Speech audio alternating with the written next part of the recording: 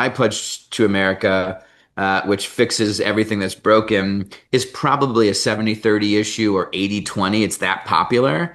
And I just think that's where we have to tell people where we're going and how we're going to fix it in the most believable and compelling way possible. My name is Greg Landsman. I live in Cincinnati, Ohio, Southwest Ohio. I represent the first congressional district in Ohio. It's a district that's like, one part city, one part suburb, one part rural Ohio. So we have a little bit of everything in terms of like, Democrats, independents, Republicans. It's a very sort of pragmatic, middle of the road, middle of America district. And if you haven't been to Cincinnati, you got to come visit. It's one of the coolest cities in the country. My wife and I have two kids.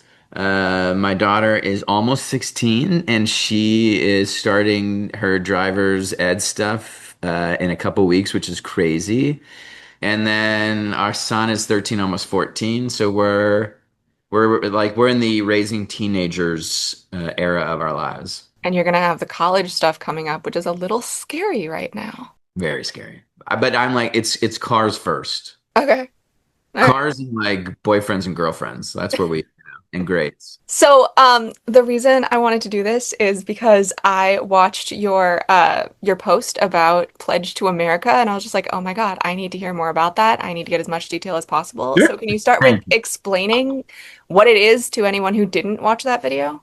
Yeah, so considering how uncertain and frustrating and sort of brutal this moment is, in addition to sort of fighting back, I think we need a new governing document as something that people can hold on to and say, okay, I'd rather go in that direction. Like the chaos and the corruption and the cruelty of Trump, I don't like that, and I want people to fight that. But I also want something to believe in, a direction that we can go that's going to fix the economy because it's broken and it's been broken for decades. And I want to see a clear plan for how we are going to fix this. Two, I want someone to fix government. Like it is a mess, and it doesn't work for everybody. And I need it to work for everybody. The democracy and politics, it's broken. Like we need it fixed. And I want government and my elected officials at every level to keep me safe. And so this is 10 bills that it's packaged in sort of a pledge to America, similar to what happened with Republicans in 1994. They were in a similar position. They were wandering in the wilderness, and Newt Gingrich, the speaker of the time, or the wannabe speaker of the time, laid out a new governing document for them. It was an anti-establishment reform-based agenda, which was very popular. It was like every bill, there were 10 bills, and every bill was, polled higher than 60%. Right. And so everything and my pledge to America, which fixes everything that's broken, is probably a 70-30 issue or 80-20. It's that popular. And I just think that's where we have to tell people where we're going and how we're going to fix it in the most believable and compelling way possible. And the second thing I have proposed, in addition to these 10 bills that define what we are going to go do and how we're going to fix everything they've broken, is that we need a new entity. We need not a new party, but like, if the Heritage Foundation built and then it drove the project 2025, nonsense, awfulness, like we need something similar where we have dedicated leadership to the communications and the organizing work that goes or that has to come alongside of a new governing document so that it isn't just rhetoric and something that lives on a piece of paper, but it becomes law. It becomes, the new tax code. It becomes the new regulation that ends corporate consolidation and price gouging. It is the new, immigration reform that we desperately need, that we've been asking for 20, 30 years, that creates pathways for folks who are working here and have been working here for decades, particularly dreamers. So that's what I laid out, and if you want to learn more, you can go to our Substack, Greg Landsman, Rep. Greg Landsman. You can find it on Substack, on TikTok, Instagram. X, blue sky. We lay out the full plan, and we ask in this moment for everyone just to weigh in.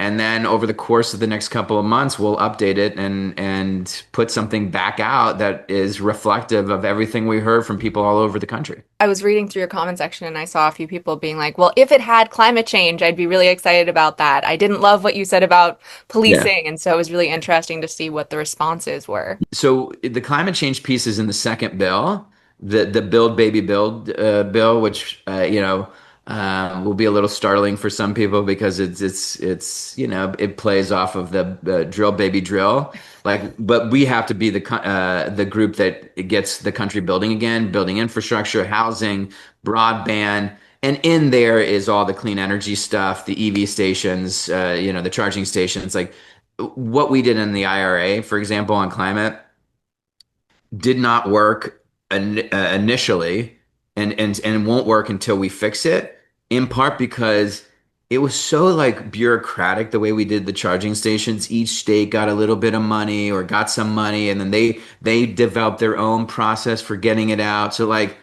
I don't know, like 3 years into it, there were like a couple charging stations in Ohio. Maybe there are more, but like you have to flood the country with charging stations and make it super easy for people to get money and to install a charging station. And that means that we have to be so much smarter about how we get dollars out the door and things built. Okay, so you mentioned that we need something like the Heritage Foundation. One thing that I always hear is people saying we should use the Our, infrastructure. our version of Our it. version of the Heritage Foundation, not the Heritage Foundation. Very clear about that. But we always say that we want something that already exists and to make it better. Is there any organization that you can see helming Yeah, this? like somebody could name 10 and I would say great. One of them could do it. My only worry is like I want somebody fully dedicated to this. I don't want them to have any other distractions. And so like this isn't me ripping on the DNC, right? Like or some other democratic organization. They have shit to do. Right. They have an mission already. I liken this to like the Olympics, which is like when a city's trying to go after the Olympics, they don't hand it to, yeah, they create a new entity with a person who's in charge and a full-time staff dedicated entirely on this one thing, which is to try to get the Olympics. That's what I'm talking about, which is like, yeah, all those organizations should be in play and should be participating, or some of them, but I want dedicated leaders to this. This is a moment that is unique and unprecedented and requires dedicated leadership, multiracial, multi-generational, like a crew of people that are only trying to solve this one problem. Okay, so how do we start it? What's step one? The conversations like these until we get to a point where like it's so in the ether or the that it forces the folks who have a lot of money and a lot of power and can make decisions about this to make it happen.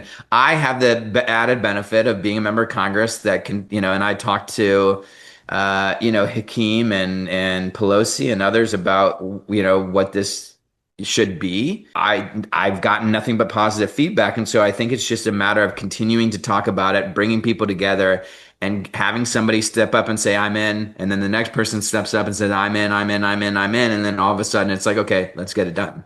You've gotten positive feedback, but have you gotten I'm in yet, or have you gotten come back to me when? I think it's been I'm in. How do we do it? Or let's keep talking. So it's but ultimately, like, does this come from politicians? Right. I don't know. Like, I I think it should be informed by our elected leaders. It should be informed by folks on the ground.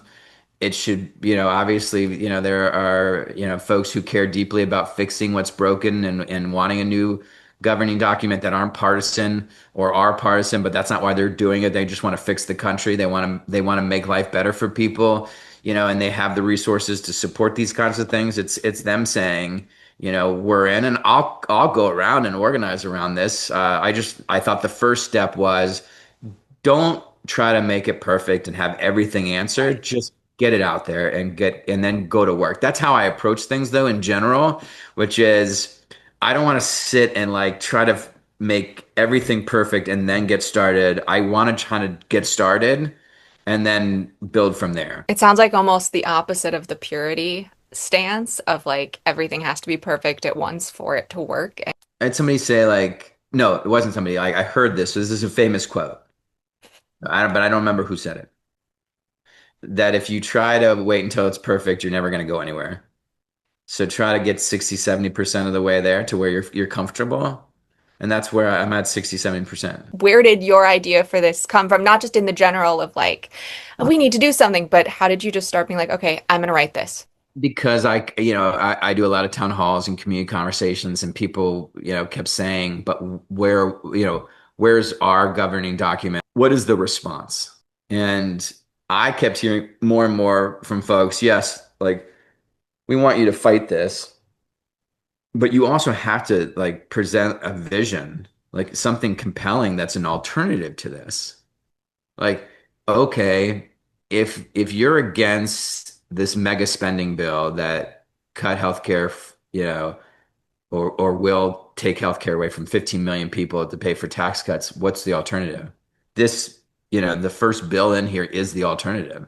It's the Reward Hard Work, Not Wealth Act, which fixes everything that they tore up in this, mega spending bill and takes on corporate consolidation, the tariff issue, and price gouging. But it Okay. fixes the economy. So we get people on board or start to get people on board. How do you convince people that this is worth supporting Democrats for? Because a lot of people have the fun thought of like, if I don't see it happening, then it can't happen. Kind of like how with Kamala Harris's whole campaign, she was like, here's my economic plans. And then Trump just said, well, I'm going to lower prices. And that the lowering prices spoke to people more than the here's the full economic plan. Right. I mean, so like, one of these bills is focused entirely on just getting costs down. But this is where that entity, where you need dedicated leadership so that, you're doing the organizing and the communication. And this isn't partisan. This is literally changing public opinion Right. so that 60, 70, 80% of Americans, including people across the political spectrum, are saying, no, no, no, we want a fair tax code. Like we're done.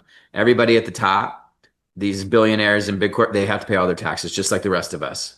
Like so, we want that from everybody. We want that to be bipartisan. Go fix the tax code. And so I do think you have to build that infrastructure because you've got to get to a place where it's not a campaign, it's not like a single candidate. It is literally something that you're building with the country. And how do you get the media to listen? I mean, you know that problem more than anyone, I'm sure, that the media doesn't want to Think you just keep Democrats. And working, you keep working something and building it until it pops, until it breaks through. do you have an example of something that has broken through recently? And not just locally for me, I worked on this effort. It's been almost 10 years now, longer than 10 years, called the Preschool Promise. It was an effort locally to try to get 2 years of quality preschool for every kid. And for years we organized and we put out a plan and all that, and it was really hard to get anyone's attention, but we just kept at it. It took us 3 or 4 years, and then it just sort of popped locally where everyone was talking about it and the media was covering it, and it was something that like we got in Cincinnati something like 10,000 people to sign a pledge, and so it just became it became something people had to cover. And so you start in a small space or place, which is where I'm starting. But I had success doing this with preschool, and then everyone was talking about it, and ultimately we put it on the ballot. And when it got to the ballot, because there was so much energy and work around it, it passed by the largest margin of victory in the history of school levies, education levies. 63% of voters. I remember on election night, I was holding a sign for it, and this woman came up and she said, "Hey, I'm very conservative. I never vote for these things, but I like when my tax dollars go to kids. And this is specifically for preschool. So I'm going to go vote yes." Yeah, that's harder to do nationally, but it's like it's the same principle, which is you go around, you get people fired up about it, you get people signed up. Like literally, they'll probably we'll probably put a pledge to this. It's called a pledge. It's like sign it, and say like, I want a version of this, um, and you start to pull the attention and the conversation toward a very positive anti-establishment, anti-status quo reform agenda that the vast majority of Americans would say, yes, that's where I want the country to go. I spend a lot of time covering local elections and trying to get people to vote in local elections. And so hearing about a bond and levy election that people actually voted in is incredibly exciting because last week, I think there were like four elections and we lost every single one by like 15 votes or something. Oh, no. Yeah. Send a note out to everybody. This is also not my line, but I saw it the other day. A winner is somebody who lost a couple times and kept going. So Yeah. do it again. Most of the time, they're bonds and levies, and people just don't know. It's not Yeah. even that people aren't voting, it's that they don't know it's happening. So put it back in front of them and, just work a little bit harder and get those 15 votes. Anyway. Can you explain that a little about what a levy is, what the preschool levy was? Oh, sure. I mean, it was a ballot measure. It was for the school district, and they added, a $15 million a year for Cincinnati. It covers a lot of kids. We wanted it to be closer to 25 million, but $15 million in perpetuity, 10 years, that's $150 million just for preschool. And it was a levy that we put on through the school board, and it passed overwhelmingly, and it's still like it's cool, like it's August, right? So it's back to school time, and it's make sure you enroll your kid in preschool. So in Cincinnati right now, you can't drive anywhere without seeing a billboard with the preschool promise logo and a little preschool kid, and it said, make sure to enroll, your child in preschool, and it has the website and the phone number for the preschool promise. So literally, like every summer, I'm reminded that, like, because it started with me on an airplane, literally writing down 2 years of quality preschool for every kid because I just come back from Denver and they had done something cool and similar, and they said you should do it, but you should do it for 2 years. And then I came back and I was working with this group, and we put a logo to it. It's the same logo that's on the billboards. Like that logo was 2013. That's 12 years ago. That is the logo on every billboard in Cincinnati right now. Isn't that crazy? That's amazing. I mean, I hope that gives people hope listening to this and seeing that like something that local makes that much of a difference. You can't give up. There were so many times where people were like, it's not going to happen. You Yeah. just got to keep going. And so, yeah, this may take a while. And it's an argument for now too. People are like, the end of the road, we're done. I love the people who are like, it's too late or it's too little too late. And I'm like, it's never too little too late. There's always a chance for things to get better. Also, 100% what they want you to. That's the only way they get away with this is if you take that attitude. If you say there's absolutely no way, we will wait you out. We will work harder. We're going to fight, until we win. At some point, they're just so like, no, we give up. Yeah. Okay, so changing gears a little bit. As you know, all the gerrymandering is happening, and I know that something is happening in your state. Can you talk a little bit about the mid-district Ohio? Ohio's a little bit different because we're on a 4-year map because our Constitution says that if it's not bipartisan, then it's only a 4-year map. It was a legitimate attempt to fix gerrymandering, to get rid of partisan gerrymandering by saying the only way you can do a 10-year map is if it's bipartisan. Just turns out that they were like, we don't care. We'll do 4-year maps, which is so like it's a nice reminder to trust the process, not people. Like, just end partisan gerrymandering. Like, you can't do it. In any event, I don't know what's going to happen in Ohio. Uh, a lot of these districts are already gerrymandered. Can they gerrymander it more? Sure. Does it start to become a dummy mander in Ohio where they go too far and all of a sudden especially in 2026, they put several of their own members in jeopardy? So it's not clear yet what's going to happen. Yeah, because I heard that Amelia Sykes shouldn't have even won her race. Like a Yeah, these are seat like favored. we're in gerrymandered seats, Right. and but Marcy won, Amelia won, I won. Mine's less. Mine's. Mine's like if you look at it like one of the craziest ones because it should never have it a congressional district's entirely in one county and they pull in another county that's 70-30 Republican to offset. Yeah, it's just but and we won by 10. And so the question is, can they keep doing this or should they just be done? And they may try to do what's called a dummy mander where they try to squeeze as many as they can, but they're getting to the point in Ohio where they're going to put their own members in districts where they may lose. And what do you think about the Democratic states that are thinking of gerrymandering? I don't know what to think. Obviously, on one hand, you got to fight fire with fire, whatever saying you want to use. On the other hand, I absolutely abhor it. Like, I just think partisan gerrymandering is the worst. I hate when Democrats do it. I hate when Republicans do it. Like, it's just not democracy. Right. So I hate it. If they feel like they have to do it, fine, but because we got a lot riding on it, but it'll come at a cost. And no one should do it gleefully. Don't say bring it on. Like if you say like it is with a heavy heart Hmm. that we may do this, but it is absolutely wrong. I will say that like Kevin Kiley in California and Mike Lawler have already said we're now against gerrymandering now that California and New York are thinking about it. So there's some positive there, I think. I mean, it is entirely possible that this little war, this and it is like it's how they rig elections, right? Yeah. It's not gerrymandering is not the right word. It's like rigging elections. Hmm. It's and because they are rigging, they're trying to rig the election. It is so problematic for folks who are there that maybe they'll just say like, we don't care. And the only person who really does seem to like want to do this and risk it all is, a bunch of billionaires at the top, including Donald Trump.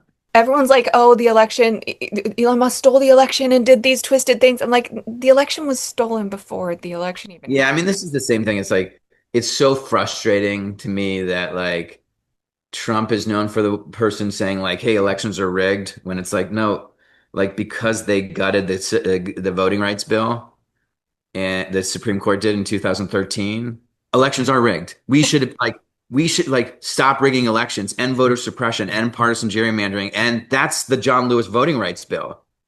That is the most important thing for us to do. Yes, elections are rigged. Let's unrig them. The economy is rigged. Let's unrig it. And anyways, by the way, all of that's in the 10 bills, pledge, which you can find on my Substack and Instagram and TikTok and X.